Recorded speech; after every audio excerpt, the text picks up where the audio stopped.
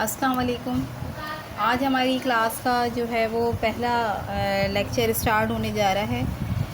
इंशाअल्लाह ताला हमने जो है वो सबसे पहले माइक्रो इकनॉमिक्स को सेलेक्ट किया है। माइक्रो इकनॉमिक्स को हम पढ़ेंगे, ठीक है ना। उसके अंदर हमने जो सिलेक्शन की है वो हमारा चैप्टर नंबर 1 है, स्कोप ऑफ इकनॉमिक्स।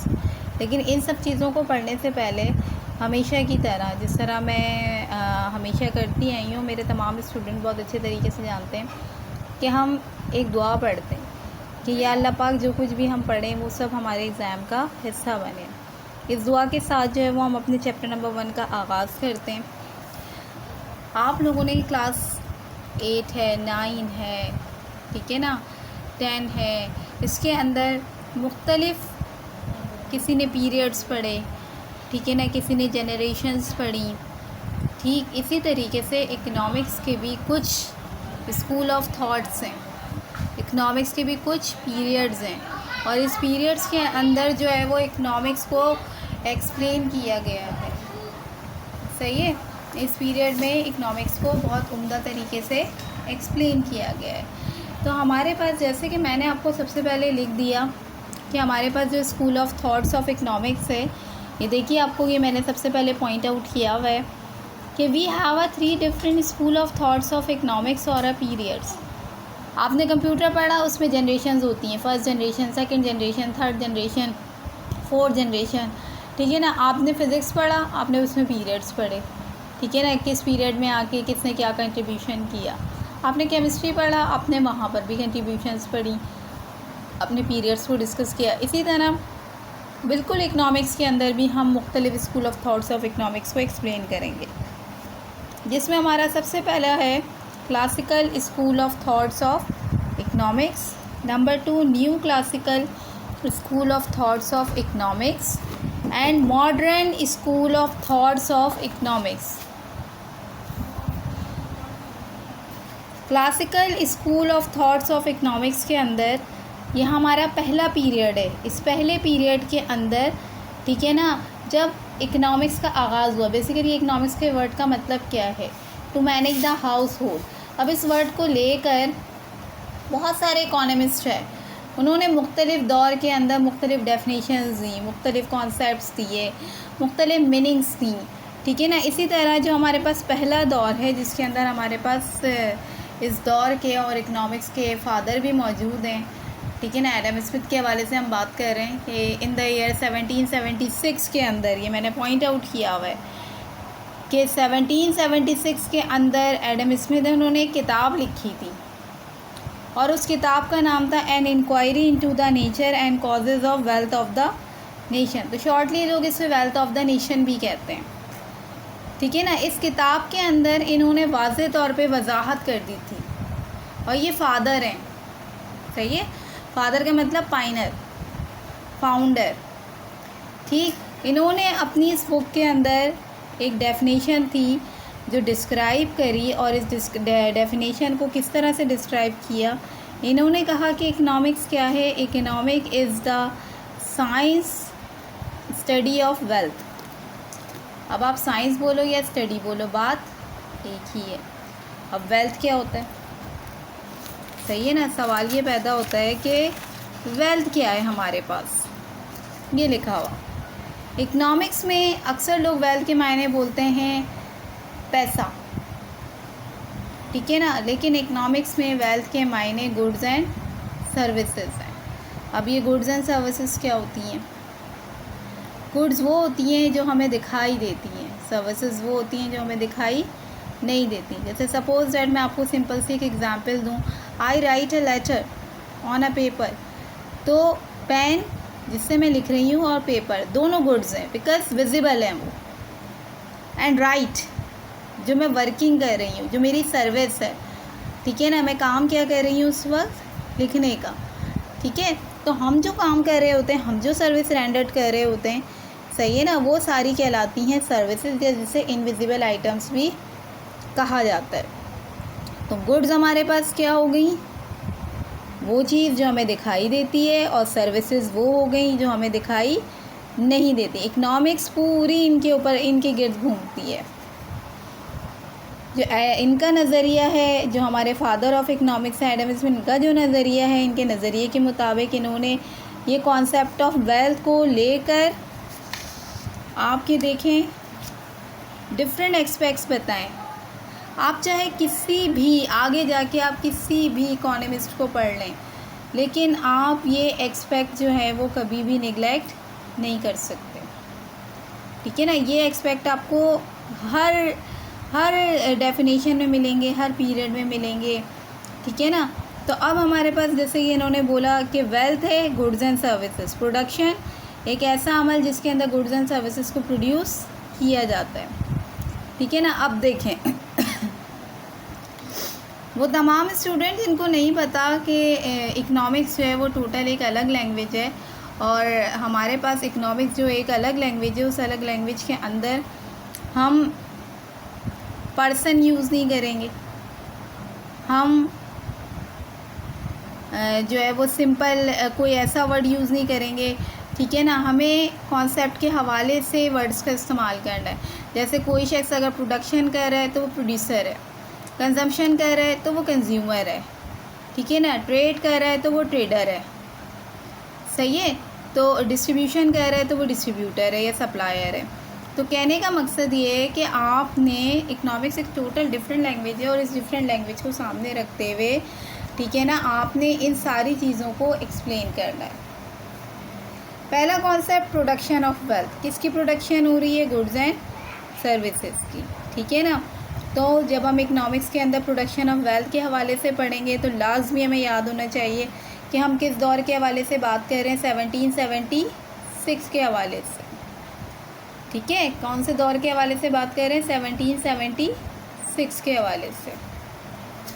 दूसरा देखिए exchange of wealth.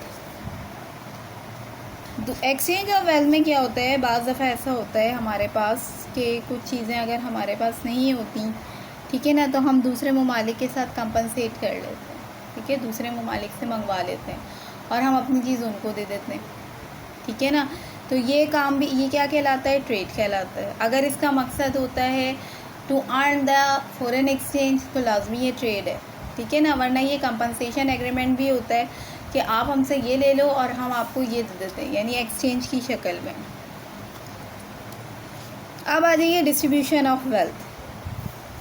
Distribution of wealth के अंदर क्या? डिस्ट्रीब्यूशन का मतलब होता है तकसीम, ठीक है ना, सप्लाई कर देना, तकसीम कर देना, ठीक, कि जहाँ पर जो चीज़ नहीं है आप उसे वहाँ पर डिस्ट्रीब्यूट कर दो।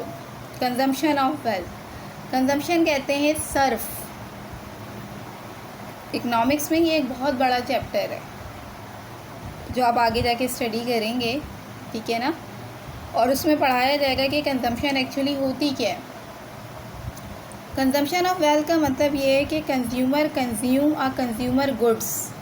अब ये कंज्यूमर गुड्स क्या हैं? कंज्यूमर गुड्स वो होती हैं जो सार्फिन अशिया होती हैं जो हम रोज़मर्रा की ज़िंदगी में इस्तेमाल कर रहे होते हैं, ठीक है, एज अ कंज्यूमर। तो एज अ कंज्यूमर हम जिन चीज़ों को इस्तेमाल करते हैं वो कहलाती हैं कंज्यूमर गुड्स, और जो काम हम कर रहे होते हैं वो क्या कहलाता है? कंजम्पशन कहलाता है। इसे उर्दू में कहते हैं सर्फ। क्या कहते हैं? सर्फ। अब ये सारी चीज़ें हो रही हैं, ठीक है ना, ये सारे कॉन्सेप्ट हो गए।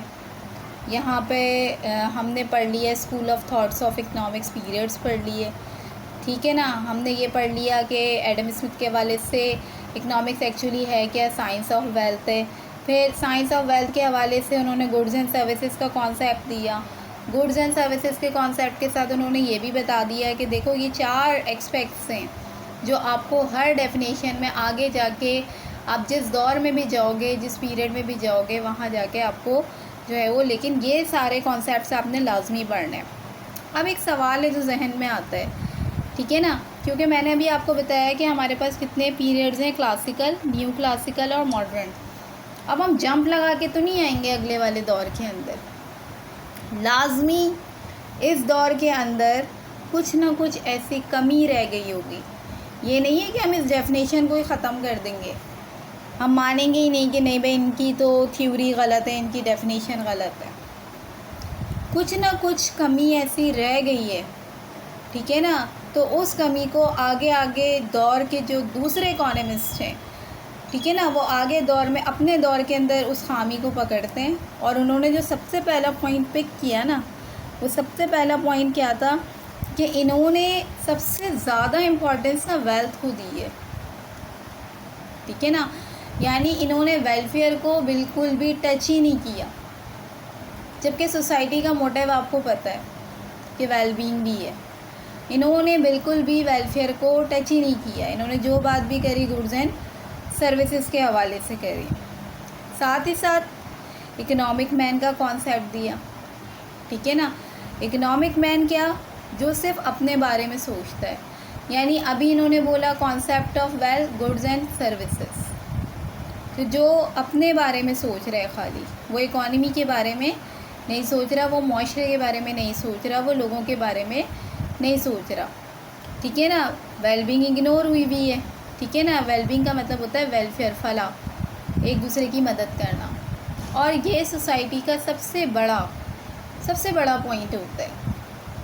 तो ये वो सारी पॉइंट्स थे, ये वो सारे क्रिटिसिज्म थे जिसको अगले दौर के जो इकोनॉमिस्ट हैं उन्होंने पिक किया, और उनका नाम है हमारे पास अल्फ्रेड मार्शल। अल्फ्रेड मार्शल के दौर को इंशाल्लाह हम अगले लेक्चर में डिस्कस करेंगे। उन्होंने ही इनके ये पॉइंट्स पिक किए थे और एक नई डेफिनेशन ड्राइव की थी। मैं फिर आपसे रिपीट कर रही हूँ कि इसका मकसद हरगिज़ ये नहीं है कि ये बिल्कुल ही ख़त्म हो गई।